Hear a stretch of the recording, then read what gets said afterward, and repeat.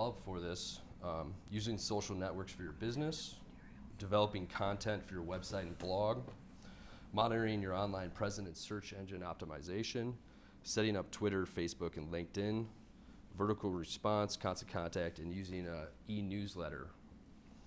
Our advertising relies heavily on blogging and social networks, which you see as great success with the folks in Thailand.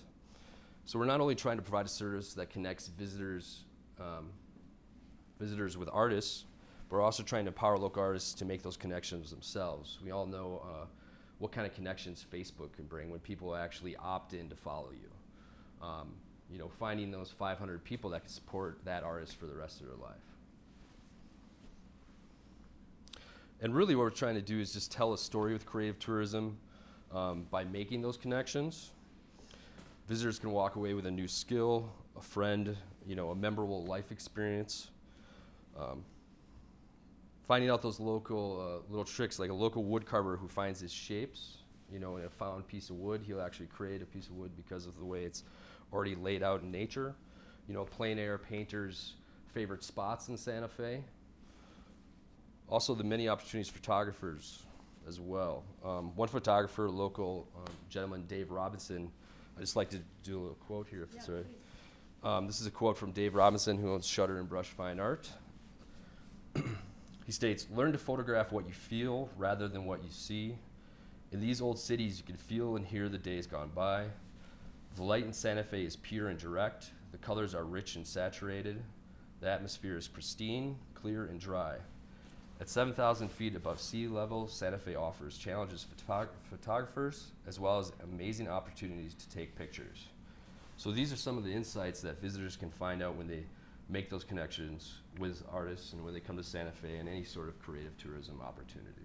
Well, gosh, Brent, we should have saved that for the end so we could invite everybody to come here. So we're probably going to repeat that quote of what Santa Fe's like and why you should come to Santa Fe for a creative tourism experience. Let me shift back for just a minute to Sabrina, and then we're going to go back to Barcelona. Let's talk for a few minutes about how we fund our creative tourism efforts here in Santa Fe. Great idea. I know that was one of the questions that we got ahead of time. And so we've just as I said, it's an organic model here, and we've kind of gradually built. And we were able to get $30,000 out of our city tourism budget to help support this. So that allowed us to hire a person who could manage the website, build it, and operate this educational series that Brent talked about. And it also puts us in a position to leverage other resources in the community. So with our $30,000, we've got the core of it. And then we're able to bring in the partnerships of the hotels. We're able to link into what the artists can do. So Brent's education of the artists in social media and marketing means that we're leveraging even more marketing out of what we've paid for that Brent does. And we have, of course, the partnership with the Convention and Visitors Bureau, which runs our tourism marketing for the city of Santa Fe, where they're also using their marketing outlets to advertise Creative Santa Fe. Creative tourism. So it's a small amount of money, and yet we're able to do a lot with it, and it brings a lot of benefit to our artists who are using it to bring the tourist into their studio and give them this great experience of what Santa Fe is all about. Thank you. Let's go back to Barcelona, and Caroline and Greg, would you comment, since we didn't get to come to the presentations at your wonderful conference, I followed some of it online, but would you be willing to share some of the takeaways from that conference? Now we can obviously go give us some highlights of the papers from the perspective of what's really working in creative tourism that people shared with you at the conference that you held. I think it was last year, right? Last fall? Or? No, it was the end of 2010. 2010. Yeah. Time goes too fast here, but yeah, give us some highlights of what you learned from that conference. I know we can read about it, but what were the takeaways? I think one of the most important things that we learned was just the variety of different things that were going on. I mean, it seems to me that a lot of creative tourism activity is very much grassroots activity. And although that can be stimulated and supported in different ways by the public sector, as it has been in Santa Fe and Barcelona, essentially it's about creative people doing creative things together with tourists. And we had a vast array of different case studies presented at the conference in Barcelona, some of which are in the journal special issue. I mean, as far apart as Mali and Canada, and it really does depend on the local circumstances as to what kind of creative tourism develops. I mean, here in Catalonia, there's a very strong feeling that Catalan culture has to be promoted, and this is one way of promoting Catalan culture and creativity. In other places, the agenda may be different, and certainly it's something which allows small-scale entrepreneurship to develop. We had a question from Mary on how do you promote creative tourism to middle and low incomes, particularly in places where there is a strong informal sector. And I think the key here is that in places where you're perhaps lacking in the kind of tourism development infrastructure that might be available in other places, is that you have to enable small and medium enterprises, individual entrepreneurs, to develop creative experiences, often by providing some sort of intermediation. So not providing them with subsidies, but providing a link between those entrepreneurs and the tourists, because the tourists don't know where to find those entrepreneurs, and the entrepreneurs don't know how to link with the tourists.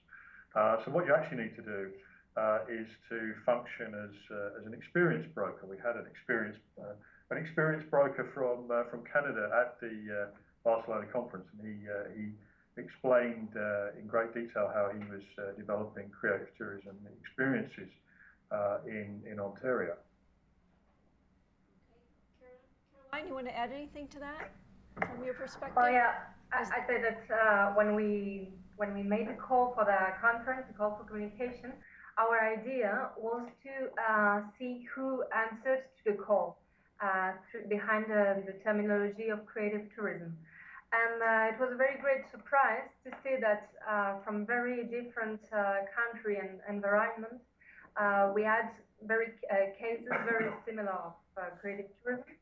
And then when they came to the conference and explained their cases, and Santa Fe was one of them, so we could see that they were not so different, because they all had the similarities of prioritizing, which was authenticity in the kind of proposal they offered to the creative tourists, and this intermediary Greg was just talking about. So we could also think that we could adapt a model of creative tourism to a very different kind of destinations, but always respecting those best practices, which are, I think, those two elements are maybe the main one. Well, I really appreciate your bringing that point up, because that's really where we started with creative tourism in the UNESCO Creative Cities Network. When we had a planning meeting for the 2008 conference, one of the key words in the definition that we focused upon was authenticity. And yeah. I think we've all of us who are sitting around the table or across the world together today recognize that that element is what people are most looking for now. I can't remember if it was you, Greg, or Crispin, that commented that people are tired of just going to the beach or driving by the museum and taking photographs. They're trying to connect in a different way with a place and to develop a sense of place when they visit. So I'm going to ask Brent and Sabrina to jump in and briefly describe some of the authentic experiences that we offer in Santa Fe that make that connection with the creative tourist. Example of the artists that are providing that. Listed on the website, we have everything from learning local pottery, fiber arts. You can learn how to spin churro wool. everything from photography to cooking classes. One of my favorite is encaustic painting, which is painting with beeswax, which I really enjoy. It has a real big, I think there's a big revolution of that going on here, or re-emergence of it. But one story that I'd like to tell is about a local wood carver, which I kind of mentioned earlier. But I really, from a person who's not originally from Santa Fe, I came here and he explained the story about the traditional wood carving. And he said about how he went out in the woods and he found that piece of wood, you know, next to the stream. And basically, the way it was already laid out in nature told him how to craft that piece. And that's something that, for someone who wasn't from here originally, that really told me what, you know, goes into that work, you know, and why that piece, the traditional work here, has that value. Okay. Serena, do you have an example you want to share? I don't have a specific example, but something that occurred to me is that the creative tourism audience is not just your average tourist. We have things for people who are looking for experiences at many different levels, and so it includes opportunities for people who don't have any sort of experience, and maybe they don't think they have any artistic talent, although I would argue with them, and people who are looking for learning a new, how to work in a new medium. So when Brent mentioned encaustic, it reminded me that encaustic is a type of painting that we have a lot of expertise in Santa Fe.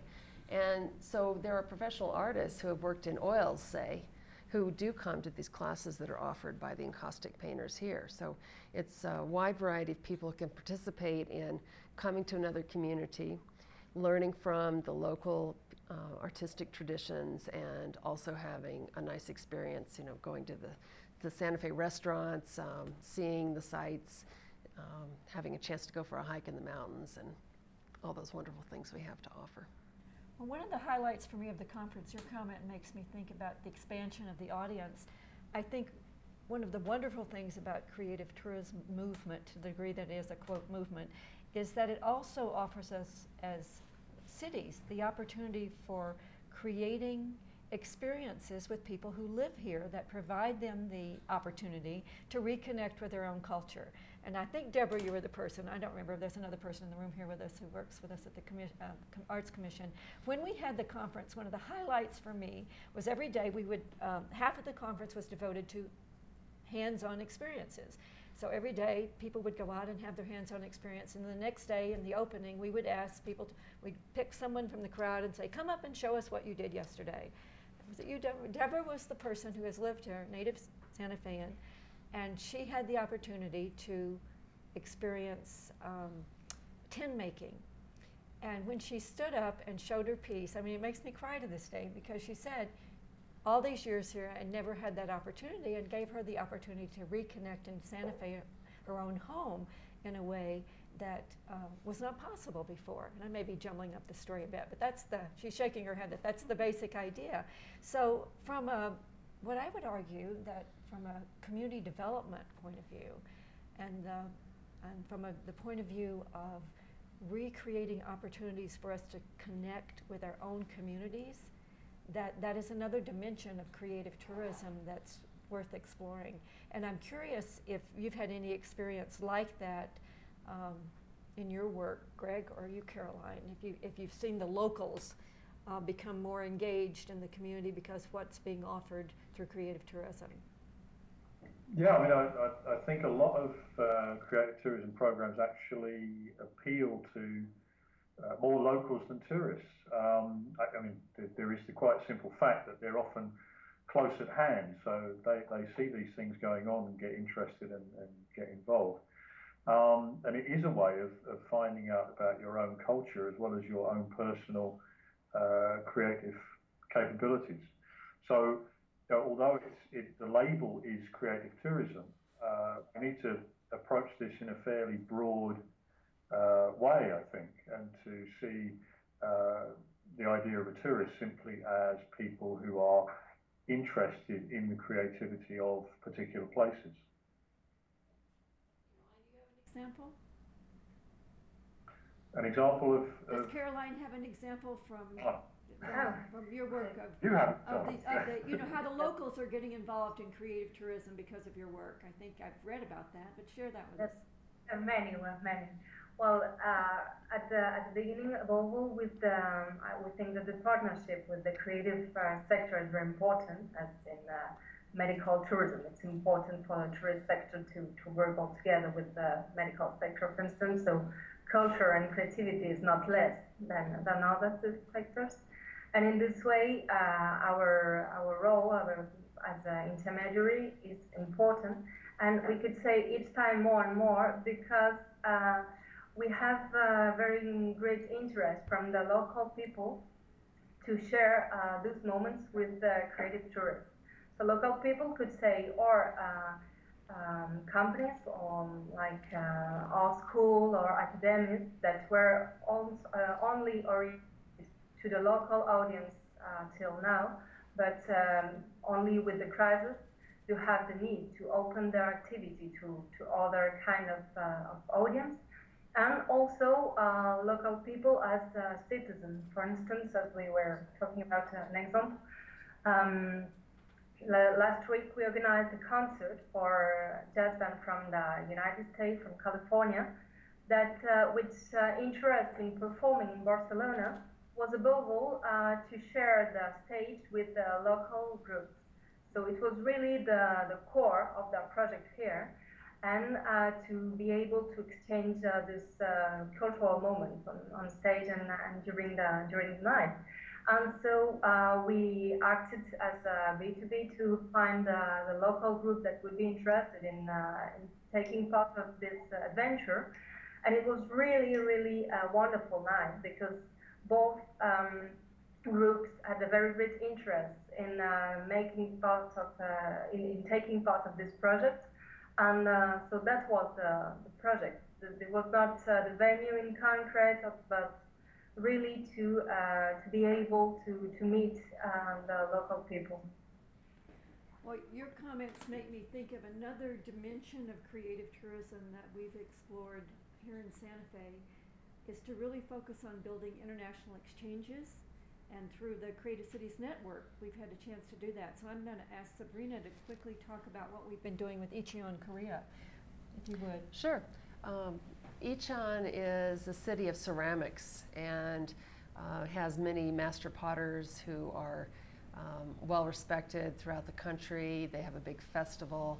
They are, if you go to Icheon, you'll see ceramics wherever you go, along the road or in the museums, and they even have sort of the technical side of it in a scientific institution. So Icheon, being a member of the Creative Cities Network with Santa Fe, has expressed interest in doing exchanges with us. And Santa Fe, of course, has a lot of ceramic tradition too, particularly in the Native American community, but of course we have many other people who have come to Santa Fe since it was established 400 years ago by the Spanish, and who are working in clay. And so we've had some opportunities for our artists to go to Icheon, and for an Icheon artist to come to Santa Fe. And I think that it's a really rich kind of exchange, and an opportunity for exchanges on a professional level, but also for the local people to experience someone's culture, a visiting person's culture. So, for example, we had two artists, Heidi Lowen and Rose Simpson, go to Icheon in April for a ceramics festival where there is a hands-on component where the artists are demonstrating and so forth. And so Heidi made little pots. She had a wheel outdoors under a tent, and she had children coming up and had their hands on the clay making wonderful little pots. You know, each child getting to pull the clay up, you know, cut the bowl off and set it aside, and next child comes along. And so interesting intercultural dynamics there, with little kids who speak English well enough to talk to a Santa Fe artist and learn how to throw a small pot.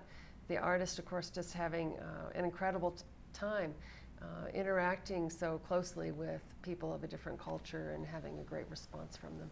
And then one of the spin-offs of those exchanges is this summer, we'll be having one of their artists in our International Folk Art Market as a participant, and we'll also be receiving 14, a delegation of 14 people from the city, including the mayor and his wife and some city councilors, and that is a form of tourism. So, I mean, in this kind of economy, sometimes, you know, we're counting in tens and 20s and hundreds rather than tens of thousands and millions. But I think back to the authentic agenda, that it's a much more relevant way of making real connections between, like you talk about California coming to Barcelona, we're making that kind of connection with Ichion, and again, it's under the umbrella of promoting these kinds of creative experiences. I want to go back to the idea that you brought up, Greg, of entrepreneurship and the importance of entrepreneurship. I know if those of us who follow trends in tourism note that cultural tourism and cultural entrepreneurship, though, as a technology or as an area of development for promoting creative tourism is becoming more important. Do you have anything else to share on how we can promote as cities, states, countries, cultural entrepreneurship? Well, I mean, there's a burgeoning group of cultural entrepreneurs almost everywhere you look these days.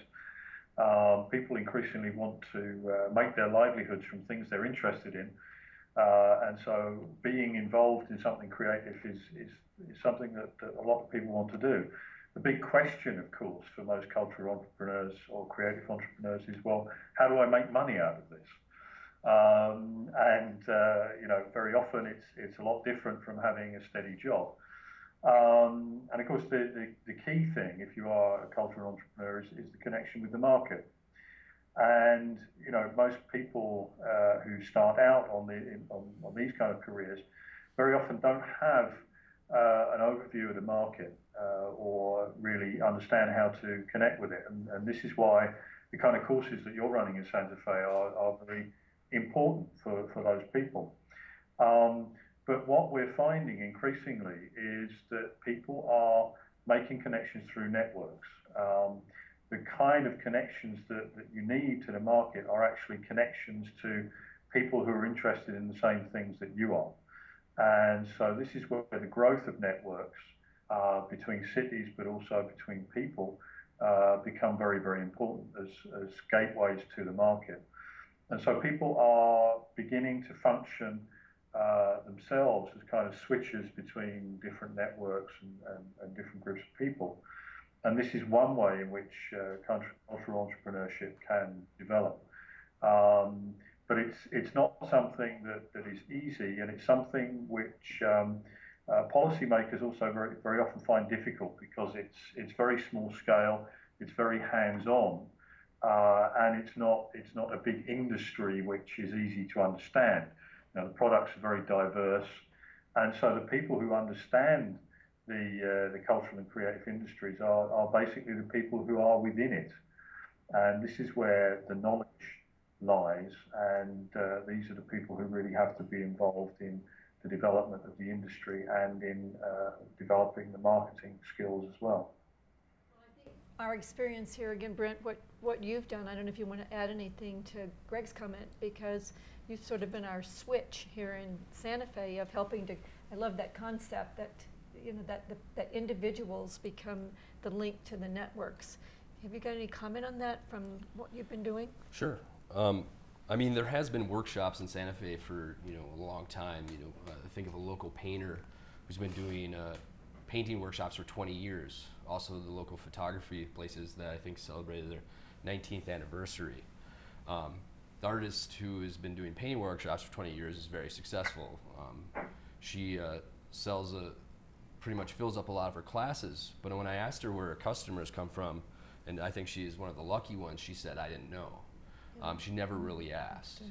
So for the other artists that are adding this workshops to their arsenal of tools that they use, these classes are helping them kind of make those connections like you were saying. She's very lucky and she's had a good career doing workshops. That's great, but for the most part, artists need to, you know, get on Facebook, get on Twitter, know why people aren't coming to their website.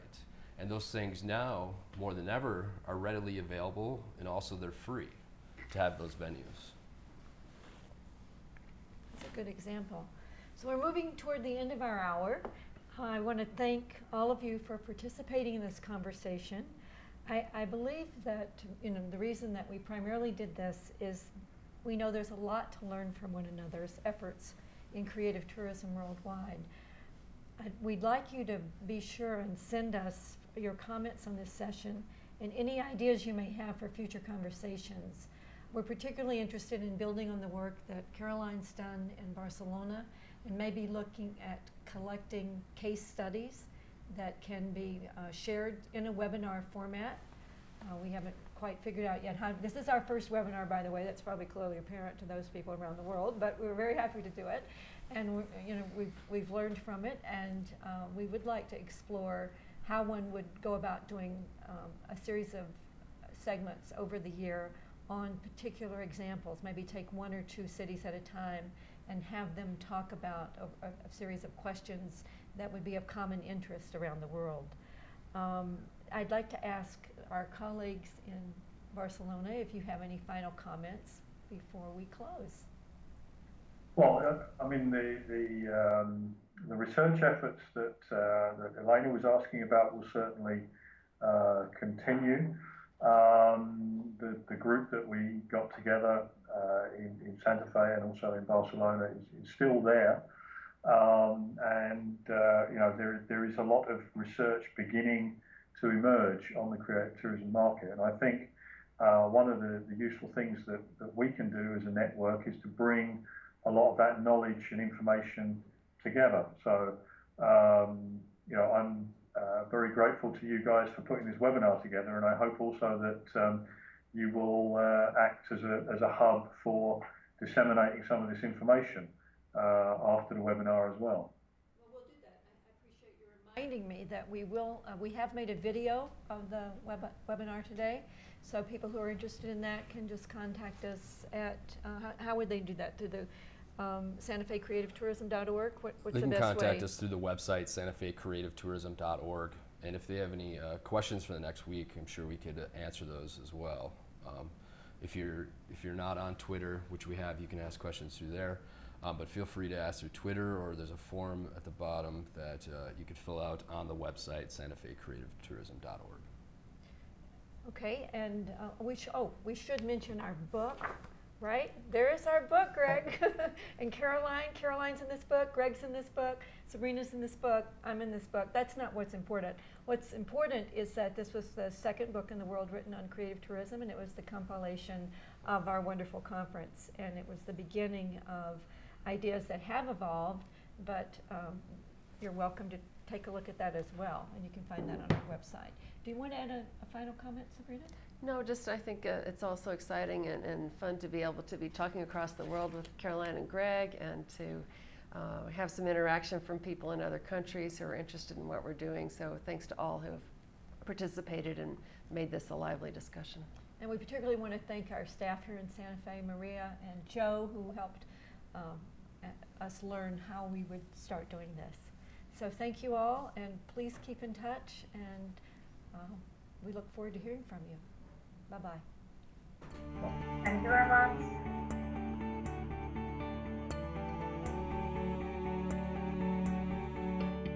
On behalf of the City of Santa Fe, UNESCO's only creative city in the United States, we are very happy to welcome you here to the first International Conference on Creative Tourism, a global conversation.